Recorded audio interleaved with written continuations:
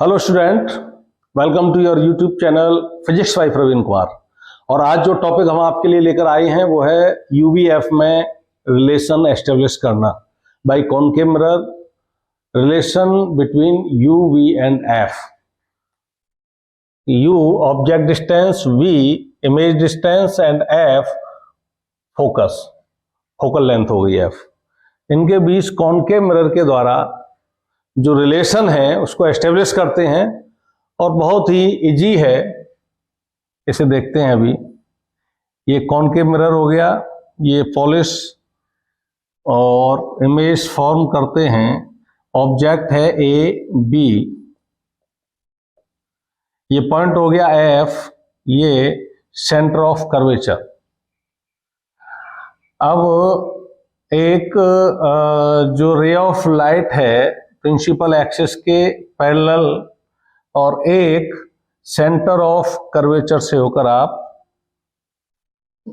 डाल देते हैं point C and this is point F. Principal axis के जो पैरेलल है, आफ्टर रिफ्लेक्शन क्या नियम था, कहां से होकर जाएगी, फोकस से होकर जाएगी।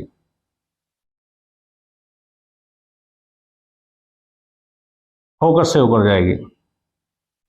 इस तरह से ये फोकस हो गया। और जो सेंटर ऑफ कर्वेचर से जा रही है आफ्टर रिफ्लेक्शन क्या होगा, सेम पाथ पर लौट जाएगी आफ्टर रिफ्लेक्शन। तो आफ्टर रिफ्लेक्शन जो रिफ्लेक्टेड रे हैं वो कहां मिल रही हैं, इस बिंदु पर मिल रही हैं।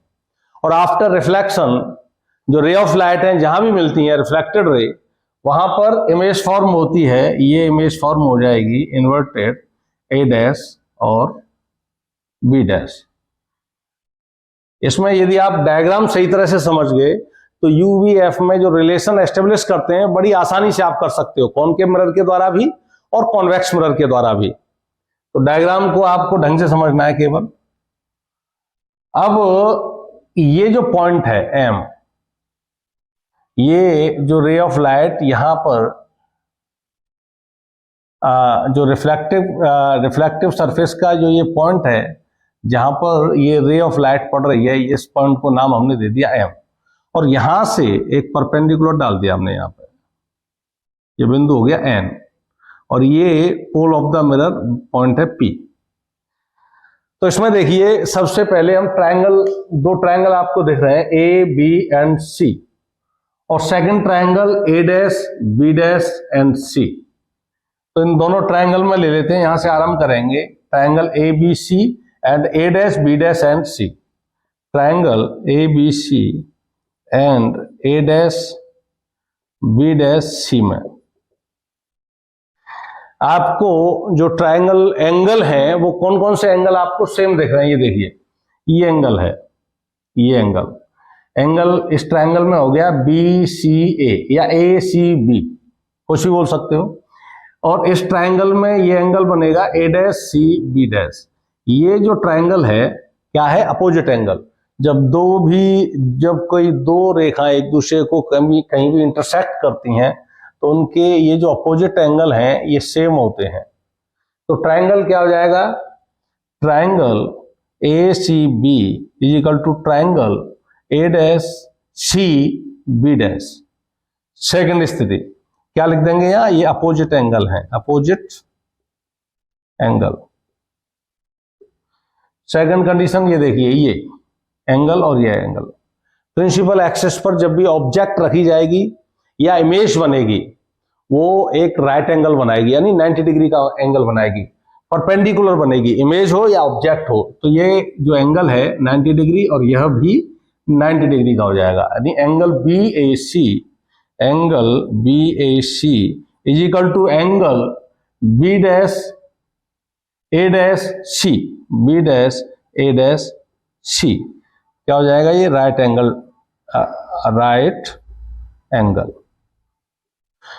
अब इन दो ट्रायंगल में जब दो एंगल समान हैं तो थर्ड जो एंगल है वो ऑटोमेटिकली समान हो ही जाएंगे, क्योंकि ट्रायंगल के जो तीनों एंगल हैं उनका सम होता है 180 डिग्री। जब इन दोनों ट्रायंगल में तीनों एंगल समान हो जाएंगे तो triangle A B C and A dash B dash और सी, ये सिमिलर ट्रायंगल हो जाएंगे, triangle A B C and triangle A dash B dash C. कैसे ट्रायंगल हो गए ये? Similar triangle. और इनकी प्रॉपर्टी, जब दो ट्रायंगल सिमिलर ट्रायंगल होते हैं, उनकी प्रॉपर्टीज है, जो करस्पॉन्डिंग साइड्स होती हैं उनका रेशियो समान रहता है, यानी जो संगत भुजाएं होती हैं उनका अनुपात समान रहता है। देखिए ये प्रिंसिपल एक्सिस के ऊपर है ये साइड, ये प्रिंसिपल एक्सिस से परपेंडिकुलर है, ये भी प्रिंसिपल एक्सिस से परपेंडिकुलर है। तो इसकी जो करस्पॉन्डिंग साइड होगी ए बी की, ये हो गई ए डैश बी डैश, इनका ratio A B upon A dash B dash. जो दूसरी करस्पॉन्डिंग साइड होंगी प्रिंसिपल एक्सिस पर, ये डिस्टेंस इस ट्रायंगल की ए सी, और इस ट्रायंगल की डिस्टेंस भी प्रिंसिपल एक्सिस पर है ए डैश सी, ये करस्पॉन्डिंग साइड आपस में होगी, इनका रेशियो बराबर रहेगा ए सी अपॉन ए डैश सी। इसे बोल सकते हैं आप इक्वेशन फर्स्ट। ये काम इस दोनों ट्रायंगल से जो काम हमें करना था वो हो चुका है। अब नेक्स्ट, अब ट्रायंगल देखिए, ये हमने परपेंडिकुलर डाला था इस ट्रायंगल को बनाने के लिए। अब इधर दो ट्रायंगल हो गए, ये और ये। इन ट्रायंगल में आपको क्या दिख रहा है? ये ट्रायंगल का नाम क्या? A dash B dash F, और ये ट्रायंगल क्या हो जाएगा? एफ एम और एन।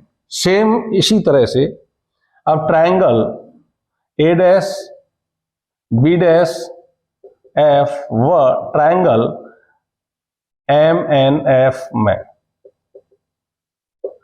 ये अपोजिट एंगल हो जाएंगे सेम, इसमें जो किया था अभी, यानी A dash F B dash angle A dash F B dash is equal to angle M F N.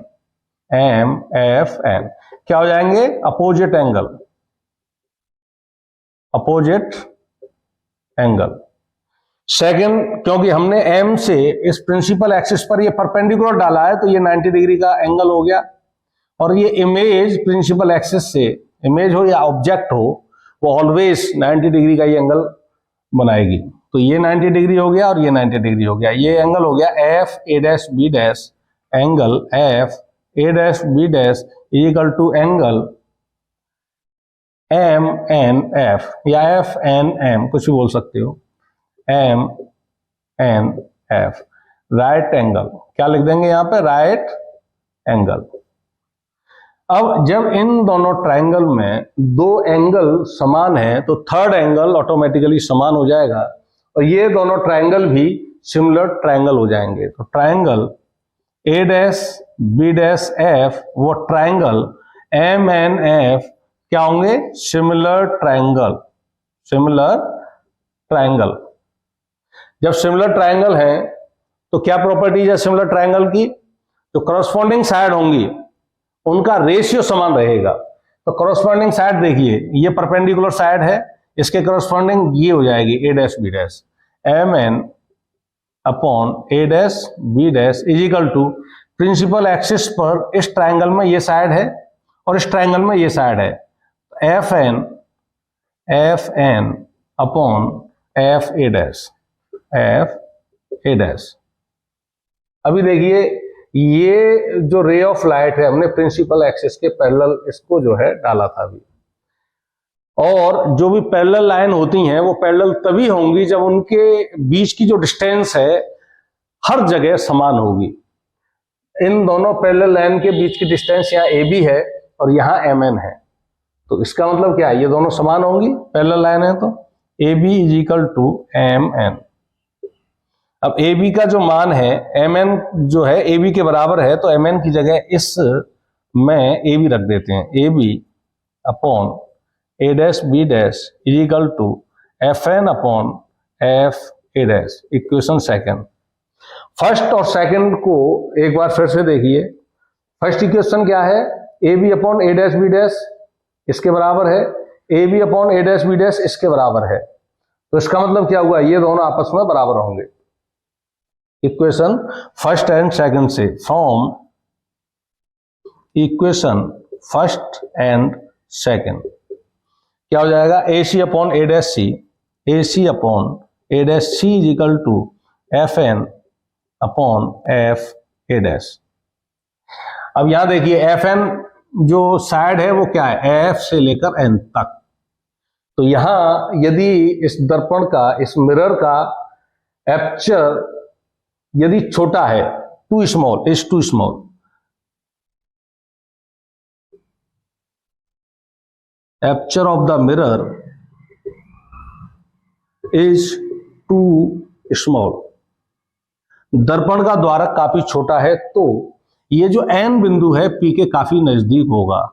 जब एन बिंदु पी के काफी नजदीक है तो यह डिस्टेंस एफ से एन तक की जो डिस्टेंस है वो लगभग एफ से लेकर पी तक की डिस्टेंस के बराबर होगी।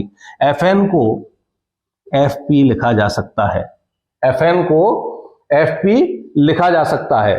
तो इस इक्वेशन में एफ एन की जगह एफ पी आप लिख देंगे। यहां से आरंभ करते हैं इसको, A C upon A dash C, A C upon A dash C is equal to F N की जगह क्या लिख दिया हमने, एफ पी या P F upon F A dash. अब इसमें ये जो इक्वेशन आपका आया है इसी से यू वी एफ का जो रिलेशन है वो एस्टेब्लिश होना है, तो इनको हम यू वी एफ के पदों में लिखेंगे। अब देखिए यहां पर आइए आप, ए सी, ये डिस्टेंस कौन सी है, सेंटर ऑफ कर्वेचर से ऑब्जेक्ट तक की डिस्टेंस है। लेकिन जब आपको यूवीएफ में इनमें लिखना है तो यू क्या है, पोल से ऑब्जेक्ट की डिस्टेंस, वी क्या है, पोल से इमेज की डिस्टेंस, एफ क्या है, पोल से फोकस की डिस्टेंस। तो सारी डिस्टेंस कहां से ली जाएंगी, पोल से ली जाएंगी। तो इस डिस्टेंस को, एसी को हमें पोल से काउंट करना है। तो पोल से ये जो डिस्टेंस है ऑब्जेक्ट की, ये वाली है, ठीक है ना, लेकिन हमें निकालनी है ए सी। तो इस डिस्टेंस में से, पी से ए तक की जो डिस्टेंस है, इसमें से यदि इसको माइनस कर दिया जाए तो ये डिस्टेंस आपको प्राप्त होगी। फिर से समझो, पी से, पोल से ऑब्जेक्ट तक की जो डिस्टेंस है पी ए, इसमें से यदि इसको रिड्यूस कर दिया जाए, ये वाली डिस्टेंस निकाल दी जाए, तो ये बचती है सी ए, ये वाली डिस्टेंस। तो इसको ए सी को हम कैसे लिख सकते हैं, A C is equal to P A की डिस्टेंस में से, इस डिस्टेंस में से, पी ए की डिस्टेंस में से कौन सी डिस्टेंस को रिड्यूस किया जाए, ये वाली डिस्टेंस है पी सी, ये डिस्टेंस आपको मिल जाएगी पी सी। अब पी ए कौन सी डिस्टेंस है, पोल से लेकर ऑब्जेक्ट तक की डिस्टेंस है, इसको क्या लिखते हैं, यू। लेकिन हमने साइन कन्वेक्शन आपको बताया था इससे पहले वीडियो में, उसमें क्या था, पोल से इधर साइड में चलेंगे तो सभी डिस्टेंस माइनस में ली जाएंगी, और पोल से इधर साइड में चलेंगे तो सभी डिस्टेंस प्लस में ली जाएंगी। तो इधर सारी डिस्टेंस किसमें ली जाएंगी, माइनस में। तो पी ए क्या है, ऑब्जेक्ट की डिस्टेंस है, माइनस यू, माइनस, और पी सी क्या है, पी से लेकर सी तक की डिस्टेंस, यानी रेडियस ऑफ कर्वेचर, पोल से सेंटर ऑफ कर्वेचर तक की जो डिस्टेंस है, radius of curvature minus R, ये हो जाएगा माइनस यू, और minus minus plus R. A C आपने निकाल लिया। इसी तरह से ए डैश सी, ए डैश सी कौन सी डिस्टेंस है, ये है ए डैश जहां इमेज बन रही है, और सी क्या है, सेंटर ऑफ कर्वेचर है। इस डिस्टेंस को भी यहां से पोल से ही निकालेंगे। तो ए डैश सी, ये डिस्टेंस आपको यदि निकालनी है तो पीसी में से, इस डिस्टेंस में से, और इसको हटा दिया जाए, इसको रिड्यूस कर दिया जाए, तो ये डिस्टेंस आपको प्राप्त होती है। पीसी में से किसको हटा दें, पी ए डैश को हटा दें।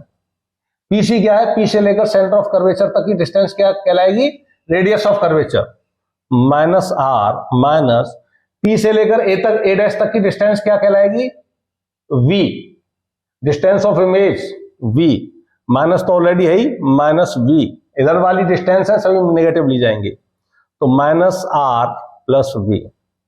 पी एफ, पी एफ क्या है, पी से लेकर फोकस तक की डिस्टेंस क्या कहलाएगी, फोकल लेंथ। एफ से लिखेंगे इसको, किधर चल रहे हैं, इधर साइड में चल रहे हैं, ऑब्जेक्ट की ओर चल रहे हैं पोल से, माइनस में आएगी focal length, minus F.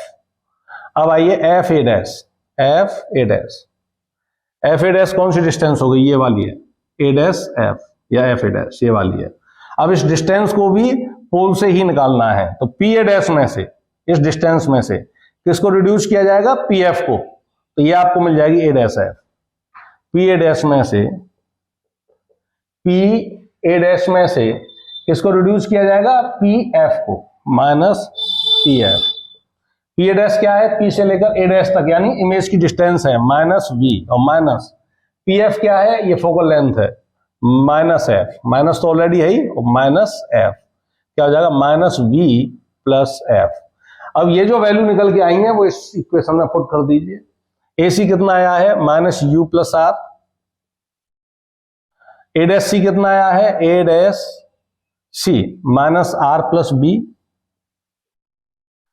P F कितना आया है, माइनस के एफ। एफ ए डैश कितना आया है, माइनस वी प्लस एफ। क्योंकि हमें जो रिलेशन एस्टेब्लिश करना है यूबीएफ के अंतर्गत रिलेशन हमें निकालना है, तो ये जो रेडियस ऑफ कर्वेचर आ रही है इसकी जगह हमें ये रेडियस ऑफ कर्वेचर जो होती है फोकस दूरी की जस्ट डबल होती है, आर इक्वल टू 2f। कैसे होती है नेक्स्ट वीडियो में बताएंगे, लेकिन अभी आर की जगह आपको क्या लिखना है, 2f लिखना है। तो 2f लिख देते हैं, minus U plus 2f upon minus 2f plus V is equal to minus F upon minus B plus F. Cross multiplication कर देंगे, माइनस वी का करेंगे माइनस माइनस का प्लस हो जाएगा यू वी, फिर माइनस वी का ऐसे करेंगे minus 2f we, plus F का ऐसे करेंगे माइनस के यू एफ, एफ का 2f से करेंगे प्लस के 2f square is equal to minus F का माइनस 2f से करेंगे प्लस के 2f स्क्वायर, माइनस एफ का प्लस बी से करेंगे माइनस के एफ बी, सॉरी माइनस के एफ बी। 2f स्क्वायर से 2f स्क्वायर कट गया। अब क्या करेंगे, यूवी को यहीं रहने देंगे, बाकी यह जो पद हैं इनको उधर ले लेंगे। UV is equal to minus के एफ बी, ये माइनस माइनस के उधर जाएंगे तो क्या हो जाएगा, पॉजिटिव हो जाएंगे, प्लस के 2f बी और प्लस के यू एफ। तो यूवी इज इक्वल टू, देखिए माइनस एफ बी और प्लस 2f बी क्या हो जाएगा, F V plus U F. अब क्या कर देंगे इनको, यूवी एफ से इन तीनों पदों को डिवाइड कर दीजिए, डिवाइडेड बाई यूवी एफ से डिवाइडेड करेंगे UV upon UV F is equal to F B upon UV F plus U F upon UV F. U F cancel हो गया, एफ बी से एफ बी कैंसिल हो गया और U B से U B cancel हो गया, क्या बचा, 1 upon F is equal to 1 upon B plus 1 upon U. That is the relation between U B and F and that is also called mirror formula. इसे आप note करेंगे आराम से और समझेंगे। इसी तरह से आप ये कॉनकेव मिरर के द्वारा निकाला है, कॉन्वेक्स मिरर का आपको निकालना है, लेकिन इसके बाद में आपको हमारे कमेंट में बताना है प्लेन मिरर। क्या बताना है, प्लेन मिरर। प्लेन मिरर वही है जिसमें आप सुबह शाम अपना चेहरा देखते हो, देखना भी चाहिए, सेल्फ कॉन्फिडेंस आता है उससे। चलिए, प्लेन मिरर में आपको बताना है इसकी फोकल लेंथ और रेडियस ऑफ कर्वेचर क्या होता है। कमेंट करेंगे, लेकिन only for 10th class student के लिए है ये। इंटर वाले स्टूडेंट हो या IIT जी की तैयारी जो कर रहे हैं या नीट की तैयारी कर रहे हैं, धैर्य रखें, उनके लिए वीडियो तैयार करेंगे। चैनल को सब्सक्राइब करें। Thank you.